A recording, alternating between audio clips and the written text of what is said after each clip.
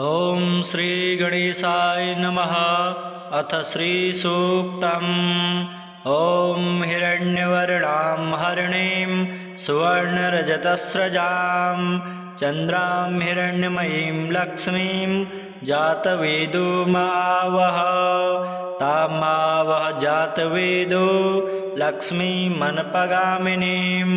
यस्यां हिरण्यं विन्देयं गामस्वं पुरुषानहम्। अश्वपूर्वां रथमद्यां हस्तिनादप्रमोदिनीं श्रियं देवीमुपहुवे श्रीर्मा देवी जुषतां। कांसोस्मितां हिरण्यप्राकाराम् आर्द्रां ज्वलन्तीं दीप्तां तर्पयन्तीं पद्मे स्थितां पद्मवर्णां तामिहोपहवे श्रियम्। चन्द्रां प्रभासां यशसा ज्वलन्तीं श्रियं लोके देवजुष्टामुदारां तां पद्मिनीं शरणं प्रपद्ये। अलक्ष्मीर्मे नश्यतां त्वां वृणे आदित्यवर्णे तपसोऽधिजातो वनस्पतिस्थो वृक्षोत बिल्व तस्य फलानि तपसा नुदन्तु। मायान्तराया शिवाया अलक्ष्मीः उपेतु मां देवशुकः कीर्तिश्च मणिना सह। प्रादुर्भूतोऽसुराष्ट्रेऽस्मिन् कीर्तिं वृद्धिं ददातु मे। क्षुत्पिपासामला ज्येष्ठाम् अलक्ष्मीनाशयाम्यहम्। अभूतिं वसमृद्धिं च सर्वान्यरुणद मे गृहात्। गन्धद्वारां दुराधर्षां नित्यपुष्टां करीषिणीं ईश्वरीं सर्वभूतानां तामिहोपहवे श्रियम्। मनसः काममाकुतिं वाचः सत्यमसेमहे पशूनां रूपमन्यस्य मयि श्रीः श्रयतां यशः। कर्दमेन प्रजा भूता मयि सम्भव कर्दम। श्रियं वासय मे कुले मातरं पद्ममालिनीम्। आपः सृजन्तु स्निग्धानि चिक्लितवस मे गृहे निच देवीं मातरं श्रियं वासय मे कुले। आर्द्रां पुष्करणीं पुष्टिं पिङ्गलां पद्ममालिनीं चन्द्रां हिरण्यमयीं लक्ष्मीं जातवेदोमावह। आर्द्रां यः करणीं यष्टिं स्वर्णां हेममालिनीं शौर्यां हिरण्यमयी लक्ष्मी जातवेदोमावह। तामावह जातवेदो लक्ष्मीमनपगामिनीं यस्यां हिरण्यं प्रभूतं गावो दास्योश्वान् विन्देयं पुरुषानहम्। यः शुचि प्रयतो भूत्वा जुहुयादाज्यमन्वहम्। सूक्तं पञ्चदशं च श्रीकामः सततं जपेत्। ॐ हिरण्यवर्णां हरिणीं सुवर्णरजतस्रजां चन्द्रां हिरण्यमयीं लक्ष्मीं जातवेदोमावह। तामावह जातवेदो लक्ष्मीमनपगामिनीं यस्यां हिरण्यं विन्देयं गामस्वं पुरुषानहम्। अश्वपूर्वां रथमद्यां हस्तिनादप्रमोदिनीं श्रियं देवीमुपहुवे श्रीर्मा देवी जुषतां। कांसोस्मितां हिरण्यप्राकाराम् आर्द्रां ज्वलन्तीं दीप्तां तर्पयन्तीं पद्मे स्थितां पद्मवर्णां तामिहोपहवे श्रियम्। चन्द्रां प्रभासां यशसा ज्वलन्तीं श्रियं लोके देवजुष्टामुदारां तां पद्मिनीं शरणं प्रपद्ये। अलक्ष्मीर्मे नश्यतां त्वां वृणे आदित्यवर्णे तपसोऽधिजातो वनस्पतिस्थो वृक्षोत बिल्व तस्य फलानि तपसा नुदन्तु। मायान्तराया शिवाया अलक्ष्मीः उपेतु मां देवशुकः कीर्तिश्च मणिना सह। प्रादुर्भूतोऽसुराष्ट्रेऽस्मिन् कीर्तिं वृद्धिं ददातु मे। क्षुत्पिपासामला ज्येष्ठाम् अलक्ष्मीनाशयाम्यहम्। अभूतिं वसमृद्धिं च सर्वान्यरुणदमेग्रहात् गन्धद्वारां दुराधर्षां नित्यपुष्टां करिष्यणीं ईश्वरीं सर्वभूतानां तामिहोपहवे श्रियं मनसा काममाकुतिं वाचः सत्यमसेमहे पशूनां रूपमन्यस्य मयि श्रीः श्रयतां यशः कर्दमेन प्रजा भूता मयि सम्भव कर्दम श्रियं वासय मे कुले मातरं पद्ममालिनीम् आपः सृजन्तु स्निग्धानि चिक्लितवस मे गृहे निच देवीं मातरं श्रियं वासय मे कुले आर्द्रां पुष्करणीं पुष्टिं पिङ्गलां पद्ममालिनीं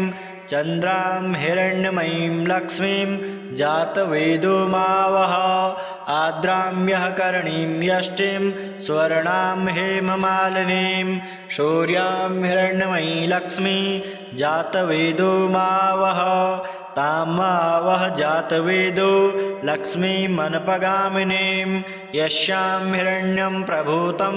गावो दास्योश्वान् विन्देयं पुरुषानहं यः शुचि प्रयतो भूत्वा जुहुयादाज्यमन्वहं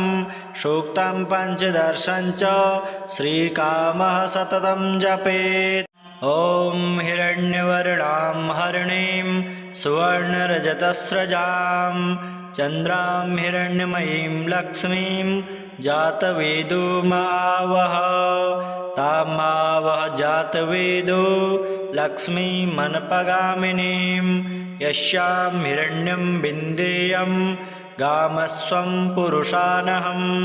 अश्वपूर्वां रथमध्यां हस्तिनादप्रमोदिनीं श्रियं देवीमुपहुवे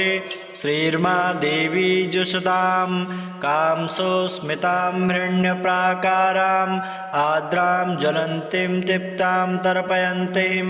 पद्मे स्थितां पद्मवर्णां तामिहोपहवे श्रियं चन्द्रां प्रभासां यशसा ज्वलन्तीं श्रियं लोके देवजुष्टामुदारां तां पद्मिनीं शरणं प्रपद्ये अलक्ष्मीर्मे नश्यतां त्वां वृणे आदित्यवर्णे तपसोऽधिजातो वनस्पतिस्थो वृक्षोत बिल्व तस्य फलानि तपसा नुदन्तु मायान्तराया शिवाया अलक्ष्मीः उपेतु मां देवशुकः कीर्तिश्च मणिना सह प्रादुर्भूतो सुराष्ट्रेऽस्मिन् कीर्तिं वृद्धिं ददातु मे क्षुत्पिपाशामलाज्येष्ठाम् अलक्ष्मीनाशयाम्यहम् अभूतिं वसमृद्धिं च सर्वान्यरुणदमेग्रहात् गन्धद्वारां दुराधर्षां नित्यपुष्टां करिष्यणीं ईश्वरीं सर्वभूतानां तामिहोपहवे श्रियं मनसा काममाकुतिं वाचः सत्यमसेमहे पशूनां रूपमन्यस्य मयि श्रीः श्रयतां यशः कर्दमेन प्रजा भूता मयि सम्भव कर्दम श्रियं वासय मे कुले मातरं पद्ममालिनीम् आपः सृजन्तु स्निग्धानि चिक्लितवस मे गृहे निच देवीं मातरं श्रियं वासय मे कुले आर्द्रां पुष्करणीं पुष्टिं पिङ्गलां पद्ममालिनीं चन्द्रां हिरण्यमयीं लक्ष्मीं जातवेदोमावह आर्द्रां करणीं यष्टिं स्वर्णां हेममालिनीं शौर्यां हिरण्यमयी लक्ष्मी जातवेदोमावह तामावह जातवेदो लक्ष्मीमनपगामिनीं यस्यां हिरण्यं प्रभूतं गावो दास्योश्वान् विन्देयं पुरुषानहं यः शुचि प्रयतो भूत्वा जुहुयादाज्यमन्वहं सूक्तं पञ्चदर्शं च श्रीकामः सततं जपेत्। ॐ हिरण्यवर्णां हरिणीं सुवर्णरजतस्रजां चन्द्रां हिरण्यमयीं लक्ष्मीं जातवेदोमावह तामावह जातवेदो लक्ष्मीमनपगामिनीं यस्यां हिरण्यं विन्देयं गामस्वं पुरुषानहम् अश्वपूर्वां रथमध्यां हस्तिनादप्रमोदिनीं श्रियं देवीमुपहुवे श्रीर्मा देवी जुषतां कांसोस्मितां हिरण्यप्राकाराम् आर्द्रां ज्वलन्तीं दीप्तां तर्पयन्तीं पद्मे स्थितां पद्मवर्णां तामिहोपहवे श्रियं चन्द्रां प्रभासां यशसा ज्वलन्तीं श्रियं लोके देवजुष्टामुदारां तां पद्मिनीं शरणं प्रपद्ये अलक्ष्मीर्मे नश्यतां त्वां वृणे आदित्यवर्णे तपसोऽधिजातो वनस्पतिस्थो वृक्षोत बिल्वा तस्य फलानि तपसा नुदन्तु मायान्तराया शिवाया अलक्ष्मीः उपेतु मां देवशुकः कीर्तिश्च मणिना सह प्रादुर्भूतोऽसु राष्ट्रेऽस्मिन् कीर्तिं वृद्धिं ददातु मे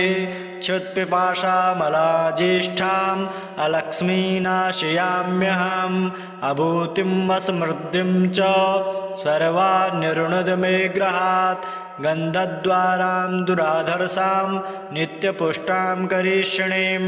ईश्वरीं सर्वभूतानां तामिहोपहवे श्रियं मनसः काममाकुतिं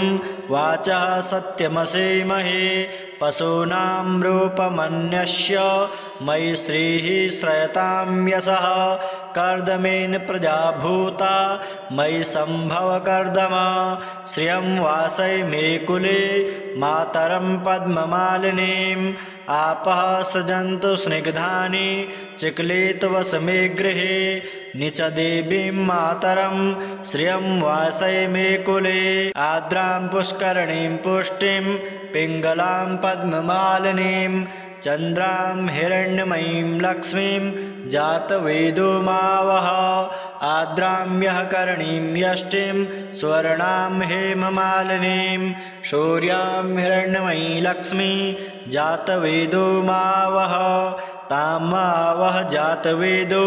लक्ष्मीमनपगामिनीं यस्यां हिरण्यं प्रभूतं गावो दास्योश्वान् विन्देयं पुरुषानहं यः शुचि प्रयतो भूत्वा जुहुयादाज्यमन्वहं सूक्तं पञ्चदर्शं च श्रीकामः सततं जपेत् ॐ हिरण्यवर्णां हरिणीं सुवर्णरजतस्रजां चन्द्रां हिरण्यमयीं लक्ष्मीं जातवेदो मावह तामावह जातवेदो लक्ष्मीमनपगामिनीं यस्यां हिरण्यं विन्देयं गामस्वं पुरुषानहम् अश्वपूर्वां रथमध्यां हस्तिनादप्रमोदिनीं श्रियं देवीमुपहुवे श्रीर्मा देवी जुषतां कांसोस्मितां हिरण्यप्राकाराम् आर्द्रां ज्वलन्तीं दीप्तां तर्पयन्तीं पद्मे स्थितां पद्मवर्णां तामिहोपहवे श्रियं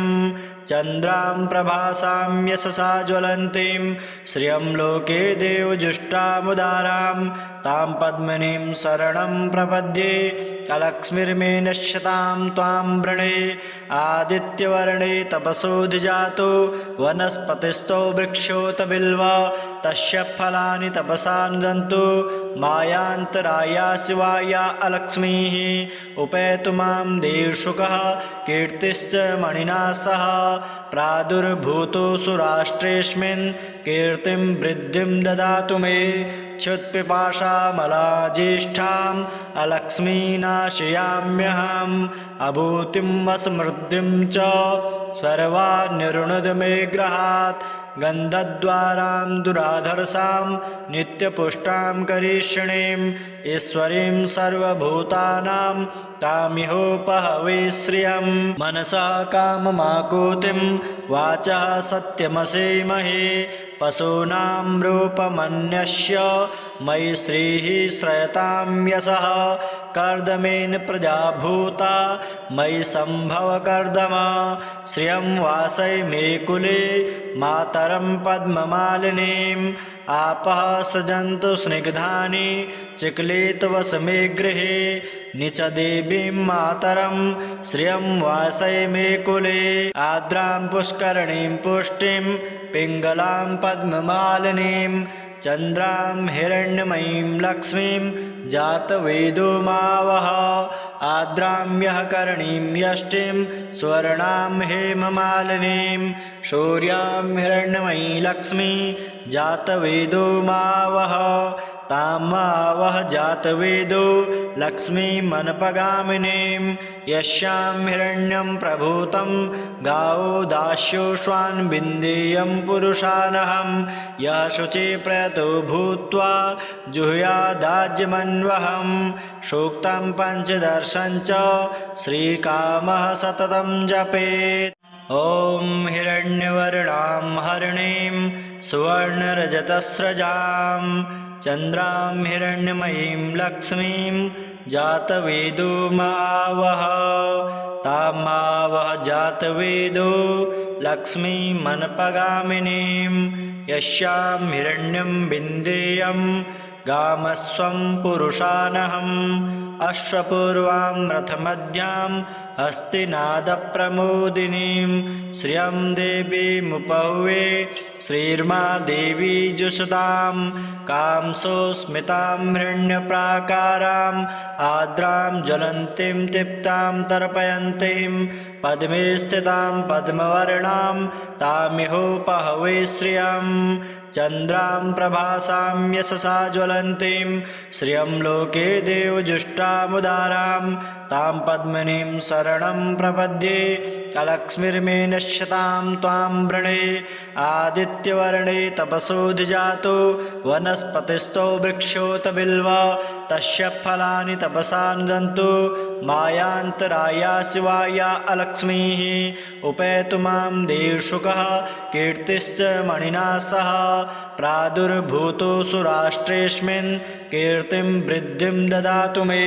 क्षुत्पिपाशामला ज्येष्ठाम् अलक्ष्मीनाशयाम्यहम् अभूतिं वसमृद्धिं च सर्वान्यरुणद मे गृहात् गन्धद्वारां दुराधर्षां नित्यपुष्टां करीषिणीं ईश्वरीं सर्वभूतानां तामिहोपहवे श्रियं मनसः काममाकुतिं वाचः सत्यमसेमहे पशूनां रूपमन्यस्य मयि श्रीः श्रयतां यशः कर्दमेन प्रजा भूता मयि सम्भव कर्दम श्रियं वासय मे कुले मातरं पद्ममालिनीम् आपः सृजन्तु स्निग्धानि चिक्लितवस मे गृहे निच देवीं मातरं श्रियं वासय मे कुले आद्रां पुष्करणीं पुष्टिं पिङ्गलां पद्ममालिनीं चन्द्रां हिरण्यमयीं लक्ष्मीं जातवेदो मावह आद्राम्यः करणीं यष्टिं स्वर्णां हेममालिनीं शौर्यां हिरण्यमयी लक्ष्मी जातवेदो मावह तामावह जातवेदो लक्ष्मीमनपगामिनीं यस्यां हिरण्यं प्रभूतं गावो दास्योश्वान् विन्देयं पुरुषानहं यः शुचि प्रयतो भूत्वा जुह्यादाज्यमन्वहं सूक्तं पञ्चदर्शं च श्रीकामः सततं जपेत्। ॐ हिरण्यवर्णां हरिणीं सुवर्णरजतस्रजां चन्द्रां हिरण्यमयीं लक्ष्मीं जातवेदो मावह तामावह जातवेदो लक्ष्मीमनपगामिनीं यस्यां हिरण्यं विन्देयं गामस्वं पुरुषानहम् अश्वपूर्वां रथमध्यां हस्तिनादप्रमोदिनीं श्रियं देवीमुपहुवे श्रीर्मा देवी जुषतां कांसोस्मितां हिरण्यप्राकाराम् आद्रां ज्वलन्तीं दीप्तां तर्पयन्तीं पद्मे स्थितां पद्मवर्णां तामिहोपहवे श्रियं चन्द्रां प्रभासां यशसा ज्वलन्तीं श्रियं लोके देवजुष्टामुदारां तां पद्मिनीं शरणं प्रपद्ये अलक्ष्मीर्मे नश्यतां त्वां वृणे आदित्यवर्णे तपसोऽधिजातो वनस्पतिस्थो वृक्षोत बिल्व तस्य फलानि तपसा नुदन्तु मायान्तराया शिवाया अलक्ष्मीः उपेतु मां देवशुकः कीर्तिश्च मणिना सह प्रादुर्भूतो सुराष्ट्रेऽस्मिन् कीर्तिं वृद्धिं ददातु मे क्षुत्पिपाशामलाज्येष्ठाम् अलक्ष्मीनाशयाम्यहम् अभूतिं असमृद्धिं च सर्वान्निर्णुद मे गृहात् गन्धद्वारां दुराधर्षां नित्यपुष्टां करीषिणीं ईश्वरीं सर्वभूतानां तामिहोपहवे श्रियं मनसा काममाकुतिं वाचः सत्यमसेमहे पशूनां रूपमन्यस्य मयि श्रीः श्रयतां यशः कर्दमेन प्रजा भूता मयि सम्भव कर्दम श्रियं वासय मे कुले मातरं पद्ममालिनीम् आपः सृजन्तु स्निग्धानि चिक्लितवस मे गृहे निच देवीं मातरं श्रियं वासय मे कुले आर्द्रां पुष्करणीं पुष्टिं पिङ्गलां पद्ममालिनीं चन्द्रां हिरण्यमयीं लक्ष्मीं जातवेदो मावह आर्द्राम्यः करणीं यष्टिं स्वर्णां हेममालिनीं शौर्यां हिरण्यमयी लक्ष्मी जातवेदो मावह तामावह जातवेदो लक्ष्मीमनपगामिनीं यस्यां हिरण्यं प्रभूतं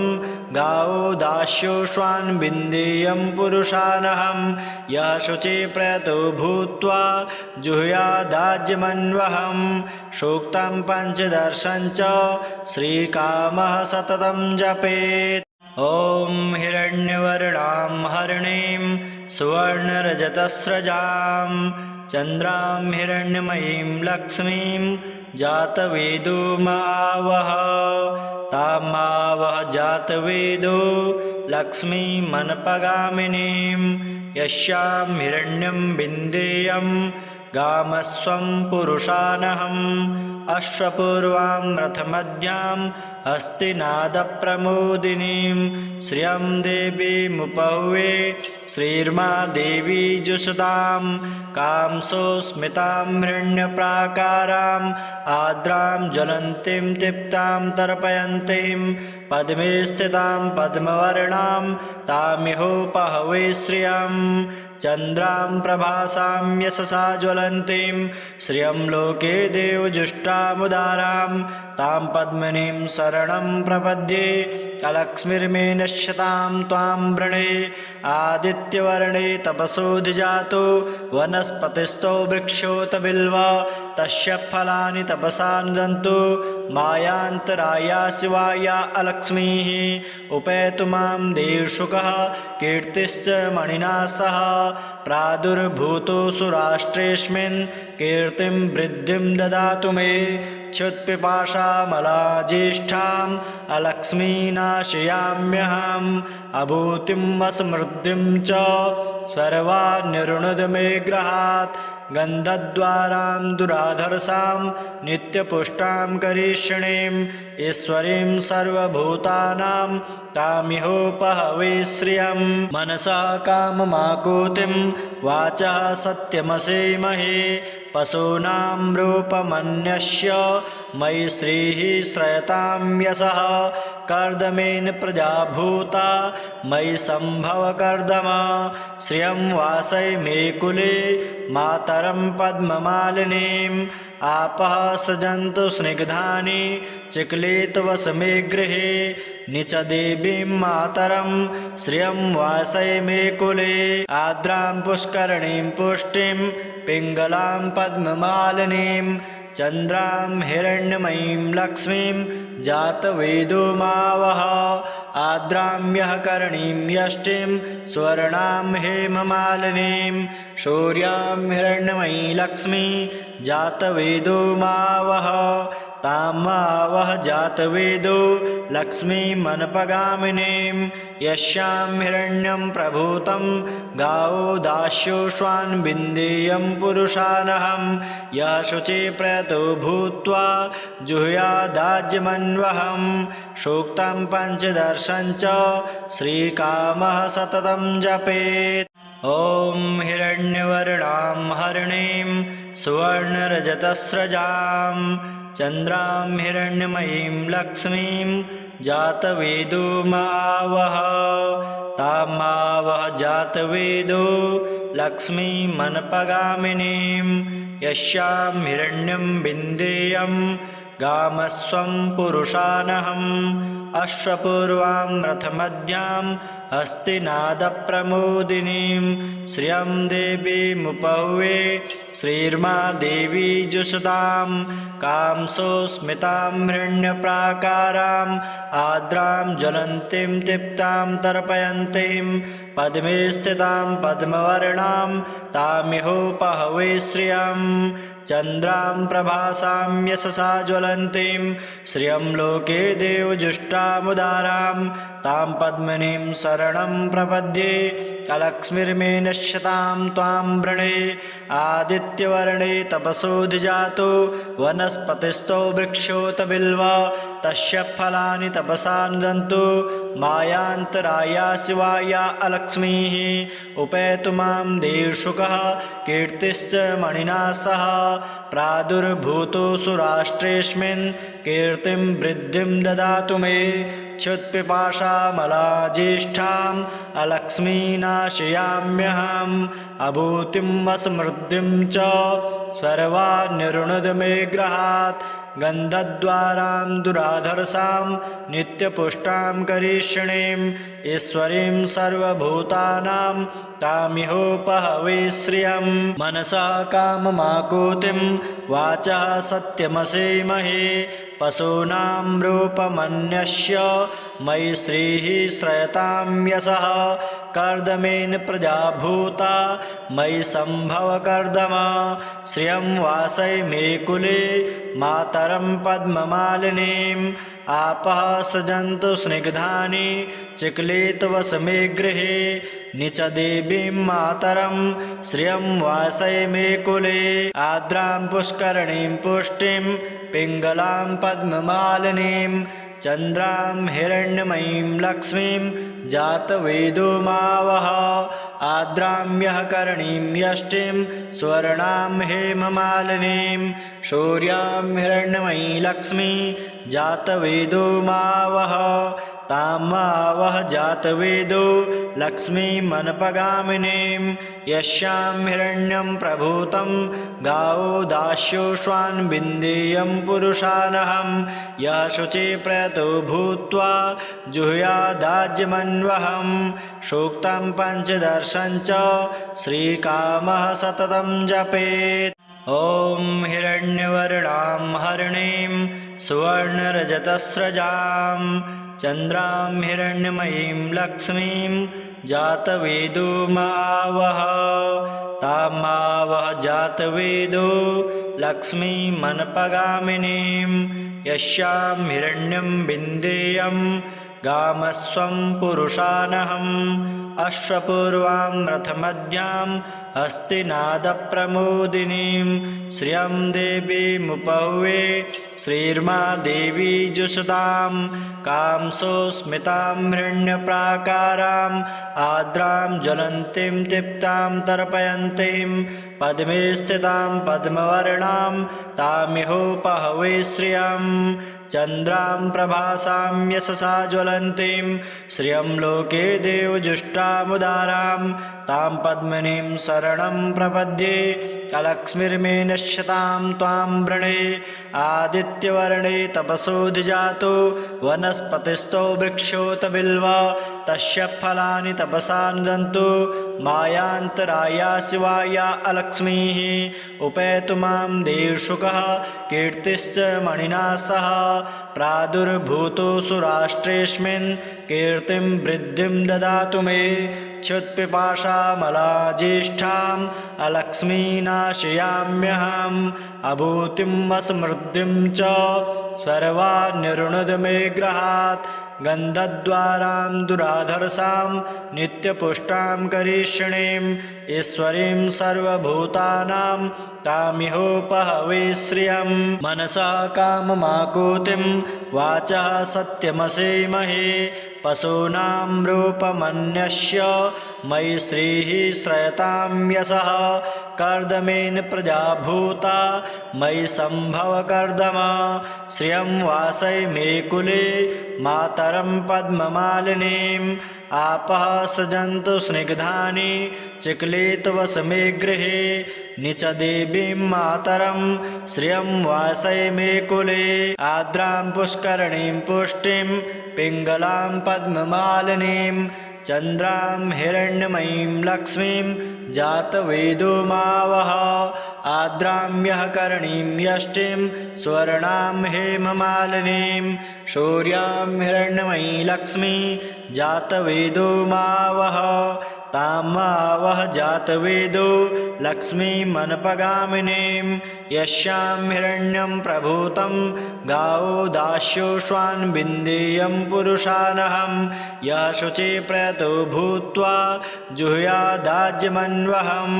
सूक्तं पञ्चदर्शं च श्रीकामः सततं जपेत् ॐ हिरण्यवर्णां हरिणीं सुवर्णरजतस्रजां चन्द्रां हिरण्यमयीं लक्ष्मीं जातवेदो मावह तामावह जातवेदो लक्ष्मीमनपगामिनीं यस्यां हिरण्यं विन्देयं गामस्वं पुरुषानहम् अश्वपूर्वां रथमध्यां हस्तिनादप्रमोदिनीं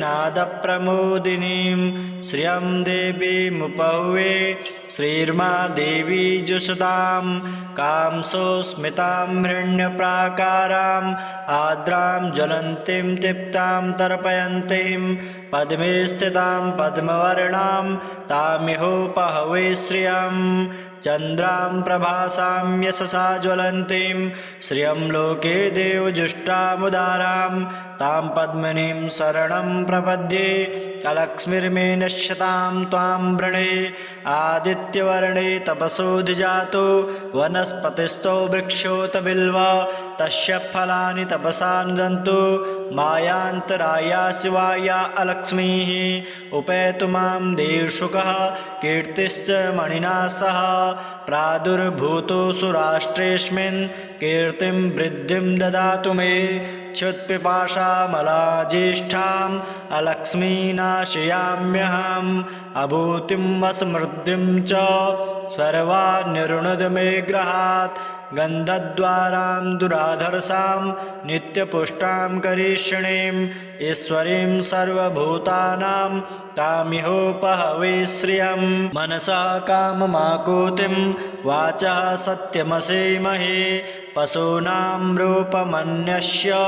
मयि श्रीः श्रयतां यशः कर्दमेन प्रजा भूता मयि सम्भव कर्दम श्रियं वासय मे कुले मातरं पद्ममालिनीम् आपः सृजन्तु स्निग्धानि चिक्लितवस मे गृहे निच देवीं मातरं श्रियं वासय मे कुले आर्द्रां पुष्करणीं पुष्टिं पिङ्गलां पद्ममालिनीं चन्द्रां हिरण्यमयीं लक्ष्मीं जातवेदो मावह आर्द्रां यः करणीं यष्टिं स्वर्णां हेममालिनीं शौर्यां हिरण्यमयी लक्ष्मी जातवेदो मावह तामावह जातवेदो लक्ष्मीमनपगामिनीं यस्यां हिरण्यं प्रभूतं गावो दास्योश्वान् विन्देयं पुरुषानहं यः शुचि प्रयतो भूत्वा जुहुयादाज्यमन्वहं सूक्तं पञ्चदर्शं च श्रीकामः सततं जपेत् ॐ हिरण्यवर्णां हरिणीं सुवर्णरजतस्रजां चन्द्रां हिरण्यमयीं लक्ष्मीं जातवेदो मावह तामावह जातवेदो लक्ष्मीमनपगामिनीं यस्यां हिरण्यं विन्देयं गामस्वं पुरुषानहम् अश्वपूर्वां रथमध्यां हस्तिनादप्रमोदिनीं श्रियं देवीमुपहुवे श्रीर्मा देवी जुषतां कांसोस्मितां हिरण्यप्राकाराम् आर्द्रां ज्वलन्तीं दीप्तां तर्पयन्तीं पद्मे स्थितां पद्मवर्णां तामिहोपहवे श्रियं चन्द्रां प्रभासां यशसा ज्वलन्तीं श्रियं लोके देवजुष्टामुदारां तां पद्मिनीं शरणं प्रपद्ये अलक्ष्मीर्मे नश्यतां त्वां वृणे आदित्यवर्णे तपसोऽधिजातो वनस्पतिस्थो वृक्षोत बिल्वा तस्य फलानि तपसा नुदन्तु मायान्तराया शिवाया अलक्ष्मीः उपेतु मां देवशुकः कीर्तिश्च मणिना सह प्रादुर्भूतो सुराष्ट्रेऽस्मिन् कीर्तिं वृद्धिं ददातु मे क्षुत्पिपाशामलाज्येष्ठाम् अलक्ष्मीनाशयाम्यहम् अभूतिं वसमृद्धिं च सर्वान्यरुणद मे गृहात् गन्धद्वारां दुराधर्षां नित्यपुष्टां करीषिणीं ईश्वरीं सर्वभूतानां तामिहोपहवे श्रियं मनसः काममाकुतिं वाचः सत्यमसेमहे पशूनां रूपमन्यस्य मयि श्रीः श्रयतां यशः कर्दमेन प्रजा भूता मयि सम्भव कर्दम श्रियं वासय मे कुले मातरं पद्ममालिनीम् आपः सृजन्तु स्निग्धानि चिक्लितवस मे गृहे निच देवीं मातरं श्रियं वासय मे कुले आर्द्रां पुष्करणीं पुष्टिं पिङ्गलां पद्ममालिनीं चन्द्रां हिरण्यमयीं लक्ष्मीं जातवेदो मावह आर्द्रां यः करणीं यष्टिं स्वर्णां हेममालिनीं शौर्यां हिरण्यमयी लक्ष्मी जातवेदो मावह तामावह जातवेदो लक्ष्मीमनपगामिनीं यस्यां हिरण्यं प्रभूतं गावो दास्योश्वान् विन्देयं पुरुषानहं यः शुचि प्रयतो भूत्वा जुहुयादाज्यमन्वहं सूक्तं पञ्चदर्शं च श्रीकामः सततं जपेत् ॐ हिरण्यवर्णां हरिणीं सुवर्णरजतस्रजां चन्द्रां हिरण्यमयीं लक्ष्मीं जातवेदो मावह तामावह जातवेदो लक्ष्मीमनपगामिनीं यस्यां हिरण्यं विन्देयं गामस्वं पुरुषानहम् अश्वपूर्वां रथमध्यां हस्तिनादप्रमोदिनीं श्रियं देवीमुपहुवे श्रीर्मा देवी जुषतां कांसोस्मितां हिरण्यप्राकाराम् आर्द्रां ज्वलन्तीं दीप्तां तर्पयन्तीं पद्मे स्थितां पद्मवर्णां तामिहोपहवे श्रियं चन्द्रां प्रभासां यशसा ज्वलन्तीं श्रियं लोके देवजुष्टामुदारां तां पद्मिनीं शरणं प्रपद्ये अलक्ष्मीर्मे नश्यतां त्वां वृणे आदित्यवर्णे तपसोऽधिजातो वनस्पतिस्थो वृक्षोत बिल्वा तस्य फलानि तपसा नुदन्तु मायान्तराया शिवाया अलक्ष्मीः उपेतु मां देवशुकः कीर्तिश्च मणिना सह प्रादुर्भूतो सुराष्ट्रेऽस्मिन् कीर्तिं वृद्धिं ददातु मे क्षुत्पिपाशामलाज्येष्ठाम् अलक्ष्मीनाशयाम्यहम् अभूतिं वसमृद्धिं च सर्वान्यरुणद मे गृहात् गन्धद्वारां दुराधर्षां नित्यपुष्टां करीषिणीं ईश्वरीं सर्वभूतानां तामिहोपहवे श्रियं मनसः काममाकुतिं वाचः सत्यमसेमहे पशूनां रूपमन्यस्य मयि श्रीः श्रयतां यशः कर्दमेन प्रजा भूता मयि सम्भव कर्दम श्रियं वासय मे कुले मातरं पद्ममालिनीम् आपः सृजन्तु स्निग्धानि चिक्लितवस मे गृहे निच देवीं मातरं श्रियं वासय मे कुले आर्द्रां पुष्करणीं पुष्टिं पिङ्गलां पद्ममालिनीं चन्द्रां हिरण्यमयीं लक्ष्मीं जातवेदोमावह आर्द्रां यः करणीं यष्टिं स्वर्णां हेममालिनीं शौर्यां हिरण्यमयी लक्ष्मी जातवेदोमावह तामावह जातवेदो लक्ष्मीमनपगामिनीं यस्यां हिरण्यं प्रभूतं गावो दास्यो स्वान् विन्देयं पुरुषानहं यः शुचि प्रयतो भूत्वा जुह्यादाज्यमन्वहं सूक्तं पञ्चदशं च श्रीकामः सततं जपेत्।